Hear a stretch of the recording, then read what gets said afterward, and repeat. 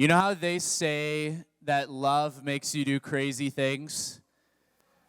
There's something that I have started doing recently that I'm not proud of, but love made me do it, and that is that I have started watching Love is Blind. So I'm the type of guy that likes to watch Star Wars and some of those types of shows, Disney Plus shows like anything Marvel, that sort of thing. And Avery was really trying to get me to watch Love is Blind for the longest time, and I kept saying no. I said, why would I want to sit there and watch people fall in love? That's not something I'm interested at all. She's like, well, just try like 1 or 2 episodes, please. And I'm like, fine. So we sit down to watch the first episode, and by the end of it, I was already hooked.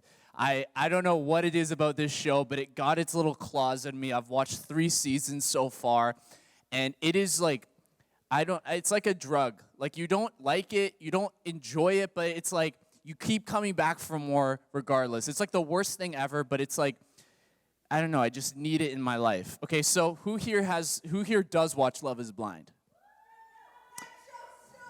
Wesley, wow, okay. So if you have never seen Love is Blind before, it's kind of similar to like The Bachelor or Bachelorette or like Love Island, those like reality dating shows. So what they do is they bring in a bunch of singles who are ready to mingle, and they split them up into 2 sides, and then they go into what they call the pods. And so there's like these little pod room things. And so you can't actually see the person you're talking to. One person's on one side, the other's on the other, and there's a wall in between you. And all you can do is talk. You can't see what they look like. You can't see anything about their appearance at all. All you can do is hear their voice. And you're supposed to go on these like dates with them and try to get to know them. And you're dating a bunch of people during this experiment. And then hopefully you fall in love with somebody and you make an emotional connection with them. And hopefully, by the end of your time in this section, you get to a point with this person that you actually propose to them. Okay, this happens on the show. Multiple couples agree to get married to each other, and they've never seen each other before. And if that sounds like it would never work out, it's because it almost never works out. And that's why it's so fun to watch. I don't know what it is, but seeing these people, they're all like my age, like in their 20s, in their 30s, and you think by that time in life, you'd think that you'd gain some maturity. You'd think that you'd gain some emotional like stability in your life, but watching these people, I'm starting to realize that age doesn't matter with any of that. Like, they are the most emotionally unaware people ever. And so they get into these like engagements with each other, and then when they actually meet each other and they see all the people, then they start cheating on each other, and they're talking about each other behind their back, and they're going to meet up with their exes, and it's just a total mess, and it's amazing, and it's so fun to watch. I don't know why. I love it. It's just fun to watch pure cringe for enjoyment, okay? And so this latest season, it was just a cringe fest, but it was awesome. So why are we talking about this? Well, the reality is that I'll give you a little spoiler for the show. Love is not blind. The fact of the matter is that we as humans are kind of incapable of showing unconditional love to everybody all the time. We just can't do it. And so you see on the show it happens. They say they love each other. They say it's the most impactful relationship they've ever had in their life, and they just met this person like 2 weeks ago.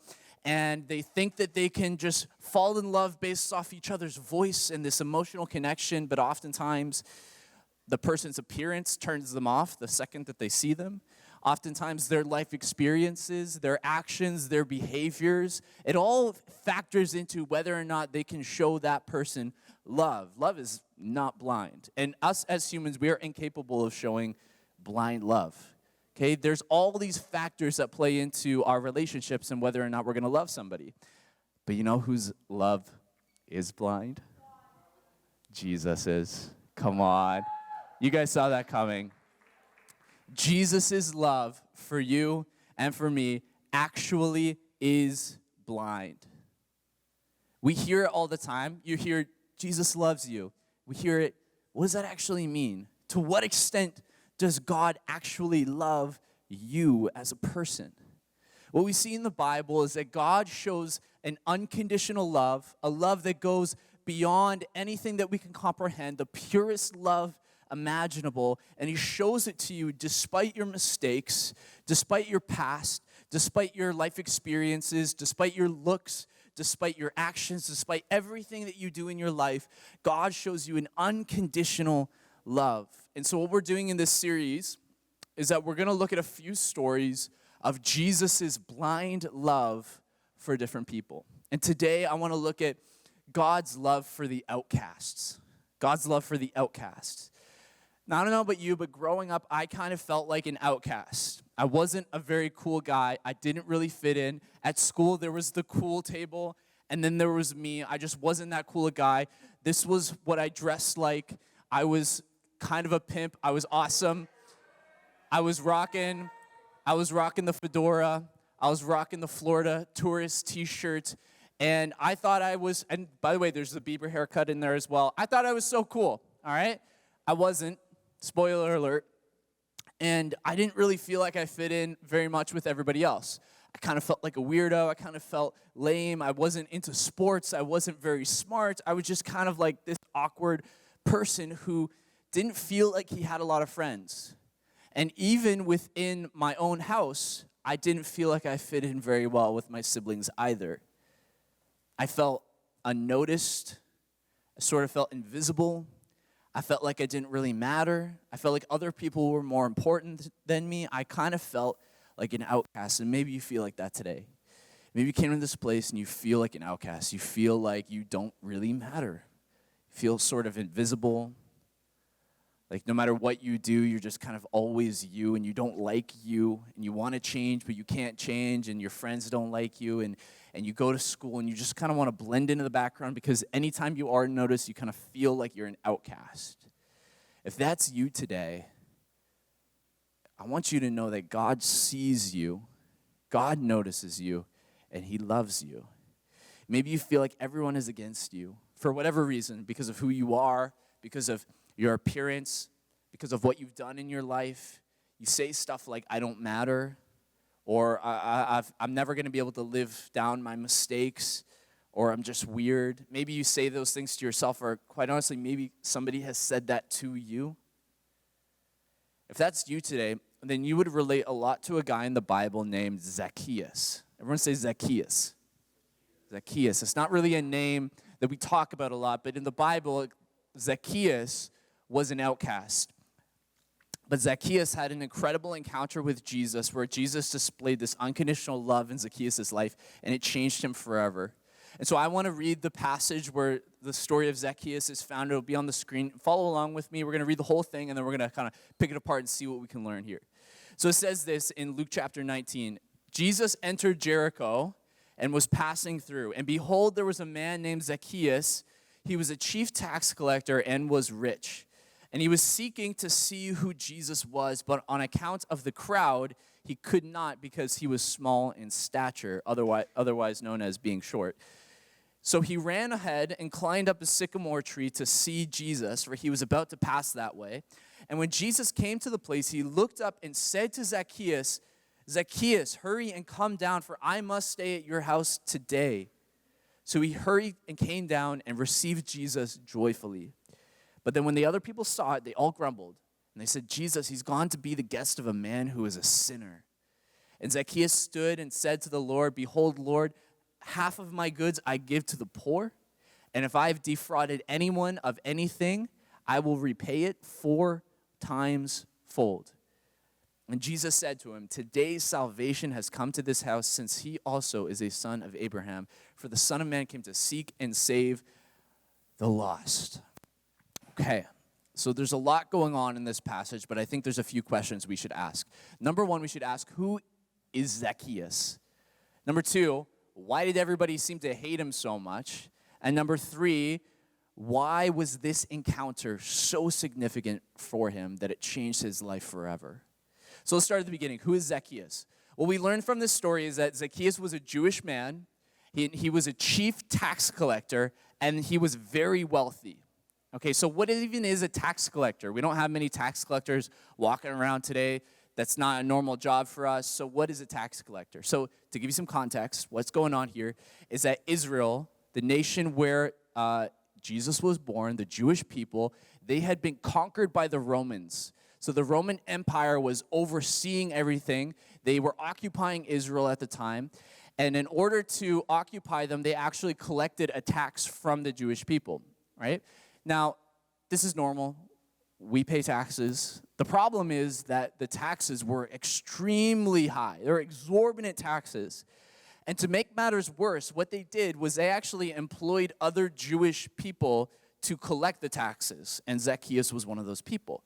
Okay? And the way that Zacchaeus and his fellow tax collector friends would actually make money is by overcharging people on their taxes, right? So, Mike, you owe $10 to the Roman Empire, okay? I'm a tax collector. I come to you and I tell you, Mike, you owe $15 to the Roman Empire. You give me $15. There's nothing you can say about it. There's nothing you can do about it. You just have to deal with it. You give me 15. I give 10 to the Roman Empire, and I keep 5 for myself. And that's how they kept their money, by cheating people out of theirs. And Zacchaeus did this. In fact, he was so good at it that he was promoted to being a chief tax collector, which means he oversaw other tax collectors. And this is how he made his wealth. He was so good at it that he was so rich. Zacchaeus was a very wealthy man, but he made his money by basically stealing it from his fellow Jewish people. He had everything he would have ever wanted. And yet for some reason, Jesus intrigued him. For some reason, he needed to get a glimpse of Jesus. He needed to figure out what this Jesus guy was all about. It's almost as if his normal life with all of his money and all of his wealth wasn't enough for him. That even though he had everything he could ever want, he was rich, he had a good career, he was progressing in his life, for some reason, he felt a hole in his life. He had to go and see this Jesus guy. And he seeks Jesus out, but he can't see him. The crowd is in the way. I'm imagining all the people kind of blocking him and kind of trying to make sure Zacchaeus can't see him. And he's a short guy. He can't really see over the crowd. So he goes and he climbs a tree to get a better glimpse. And Jesus sees him in the tree and calls out to him. And because of that moment, Zacchaeus' life has changed forever. And so as we look at this story, I see 3 things that I can pull out of this for those of us who maybe feel like an outcast today. Number 1, if you're taking notes, is that Jesus noticed Zacchaeus. Jesus noticed Zacchaeus. Now, this is significant. Pay attention for a second. This is a short guy. He's already not going to really stand out in the crowd. There's a massive crowd around him. Not only that, but he's hiding in a tree, and yet for Jesus, he stopped everything he was doing and looked up at this tax collector and noticed him. And he specifically calls Zacchaeus out. I mean, think about the life of Zacchaeus for a moment. I know it's hard for many of us to kind of sympathize with a crook who steals money from people, but let's try to for a second. Zacchaeus made a lot of money, but he did it by stealing from his fellow Jewish people. How do you think the Jewish people viewed Zacchaeus? There's a reason every Jewish person hated tax collectors, and it was because of what tax collectors did to them. They were the fellow Jewish people who were taking money from them and giving it to their enemies who were oppressing them. They were like the worst of the worst, right? No integrity at all. And so you can imagine what Zacchaeus' life is like. Right? Yeah, he's made some mistakes, but everybody around him hates his guts. He's probably ignored. He's probably pushed to the side. He's probably left out of everything. He's probably shamed. He's probably looked down upon. And it's in those moments where we feel like everyone's against us that it's easy to kind of think, well, I don't really need anybody. I don't need anybody else. And that's probably what Zacchaeus' attitude was, but look what happens the moment he gets noticed. Look how quickly he jumps on the opportunity of somebody noticing him, specifically Jesus noticing him. He was desperate to be noticed. He was desperate for somebody to say, hey, I see you, Zacchaeus. This is why it was such a significant moment for him. Maybe you feel this way. Maybe you feel invisible. Maybe you feel unwanted.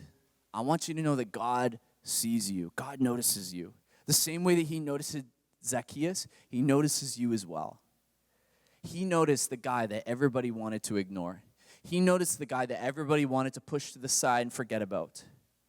And he didn't notice Zacchaeus because of his looks. He didn't notice Zacchaeus because of his achievements, because of his money. He noticed Zacchaeus because of who Zacchaeus was, and he was a child of God. God knew him and loved him. It wasn't based on any superficial reason. I share this story a lot. Maybe you've already heard it, but I want to share it again. When I was in Bible college, I felt a real call on my heart to support some kids overseas. Right? I would hear about these kids in third world countries that didn't have a lot of money for their education, for their food. And so I went on one of those websites where you can like sponsor a child every month. You can give them some money towards their food, their education, that sort of thing. And then in return, they send you like a handwritten letter or a picture of themselves. And so I go on the website and I'm scrolling through and I'm like, man, there's a lot of kids who need support. And I'm scrolling through, and there's little pictures of them, and I came across this one little kid. His name is Anthony. He's this little kid, and I just like, my heart broke because he was so cute. And I looked at him, I'm like, man, how could I let this little like 6-year-old starve? And my heart just shattered. And so I was like, okay, I'm gonna support him. And so I would give him like $20 a month, and he would send me letters, and that was awesome. But then after a little while, I started to feel guilty because I thought, hold on a second. The only reason that I was supporting this kid was because he was cute. What about all of the ugly kids out there? Like, they still need support as well, right? They still need an education. They still need food. And I just passed them by because they weren't cute enough. So I felt really guilty. So I went back onto the website, okay? And I started scrolling, but this time I wasn't looking for the cute kids. I was looking for the not so cute kids. And I'm scrolling through, and I came across this one other guy. God bless his heart. He's a beloved child of God. He's so much value, but he just wasn't like the best, easiest on the eyes. And so I'm supporting like the cutest kid on the whole website and the not so cutest kid on the website. And then the sad thing is, like, a few months later, I'm a broke college student, so I couldn't even support either of them anymore, and I had to stop supporting them, and I felt so bad. But the whole criteria for me of choosing which kid to support was fully superficial. It wasn't based on their character. It wasn't based on who they were on the inside. It wasn't just simply based, I didn't just choose at random because all kids are equal, right? I picked because of what they look like on the outside. And sometimes I feel like we can have this attitude towards God that that's how he views us. That I gotta be the best. I gotta act the best. I gotta have this repertoire of all of my achievements, my career, my college, all of these things. I need to be close to God. I need to go to church a certain amount of times a day so that God would notice me. But that's not how God operates. God knows you and notices you simply because he created you. Listen to what the psalmist writes in Psalm 139. He says, "O Lord, you've searched me and you know me. You know when I sit down and when I rise up. You discern my thoughts from afar. You search out my path and my lying down and are acquainted with all my ways. Even before a word is on my tongue, behold, O Lord, you know it altogether. You hem me in behind and before, and you lay your hand upon me." This is how God notices you. He knows you better than you know yourself. He sees you. You are not invisible. You matter. But not only that, I see this next thing in Zacchaeus' story, if you're taking notes. Jesus identified with Zacchaeus. Jesus identified with him. He associated himself with Zacchaeus, right? Not only did Jesus come along and say, "Hey, what's up, Zacchaeus?" and then kind of go on his way, kind of forget about him. No, he went to Zacchaeus and he said, "I want to stay at your house today. I want to eat with you. I'm going to actually go to your house and associate." And it was enough for the other people to look at this encounter, this rabbi, this teacher, this miracle worker going to eat with a tax collector. Are you kidding me? Jesus actually put his reputation on the line to eat dinner with a sinner. And if there's one thing I've learned about like cancel culture over the last few years is that you can get canceled and you haven't done anything wrong except maybe you're friends with somebody who has. If you even associate with somebody who's been canceled, you can get canceled as well, right? And so for Jesus, the most holy person on the earth, never done anything wrong, to associate with a guy like Zacchaeus, I mean, he was putting his whole reputation on the line for this guy. And yet for Jesus, that didn't matter. And Jesus could have easily loved Zacchaeus from afar. He could have easily said, Zacchaeus, don't worry about all these other people. I love you. Let's just kind of like hang out in private, right? And we don't need to be around all those other people. But Jesus said, no. Zacchaeus is with me. I'm going to go to his house. It's kind of like, I don't know if you guys have ever seen The Greatest Showman before, one of my favorite movies of all time. The whole premise of The Greatest Showman is that this guy, it's about the story of like basically the first circuses. This guy finds these outcasts, these misfits, right? The bearded lady, the guy with dog fur all over his face, the guy with tattoos and all these things. People who are pushed to the side of society, awkward, misfits, outcasts, and he brings them in and kind of gives them a new community and a new purpose, and all is great. He loves these people, except later on in the movie, spoiler alert, he starts to get in with some of the higher-ups, the elites in society, and as he's getting closer to them, he starts to become ashamed of all of his misfit friends, and he starts to say, no, you guys shouldn't come to this party because these elite are going to be there, and you wouldn't really get along with them, and it's just heartbreaking to see because he loves them, but he doesn't want to be associated with them because he doesn't want his reputation to get lowered. It's kind of like when you go to the mall with your mom, and you're like, Mom, I love you, but you got to stay like 10 steps behind me because it's just embarrassing to be here with you, right? We don't want to be associated with people who are considered outcast. But with Jesus, there was none of that. Jesus is called a friend of sinners. Want to know why? Because he associated with sinners. He spent time with them. He ate with them. He wasn't one of those people who said, I'm better, you're worse, so you need to stay at a distance from me. And lastly, if you're taking notes, Jesus changed Zacchaeus. Jesus changed Zacchaeus. You know what's beautiful about this story is that merely being in Jesus' presence completely changed Zacchaeus' life. Completely changed him, just being in Jesus' presence. It wasn't a 12-step program. It wasn't 2 years of doing good deeds in church that changed Zacchaeus' life. It was simply being with Jesus, being in his presence. One dinner with Jesus, and Zacchaeus' life was changed forever. He was ready to leave behind his old life and give back anything that he had taken away. And see, that's what happens when you encounter Jesus. Maybe you feel like you can never change. You've made some mistakes in your life. Maybe you have labels on you that you've put on yourself or others have put on you, and your identity is rooted in your past and your mistakes and what you've done, and you just feel like there's no way that you could change. There's no way that you could move on in your life. There's no bright future ahead for you. You're damaged goods. It's too late. I want you to know that that's not true. That the reason God shows you love is because he loves you so much to accept you where you are, but he loves you too much to leave you there.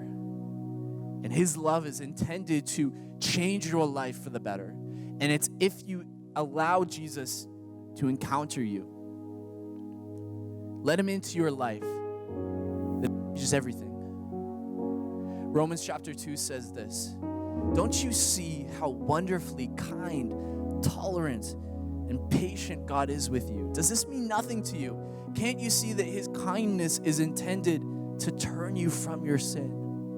God's love that he shows you so that he can change you, so that he can draw you closer to him, so he can take away all those things in your life that keep you far away from him, the baggage, the insecurities, the addictions, the sin habits in your life.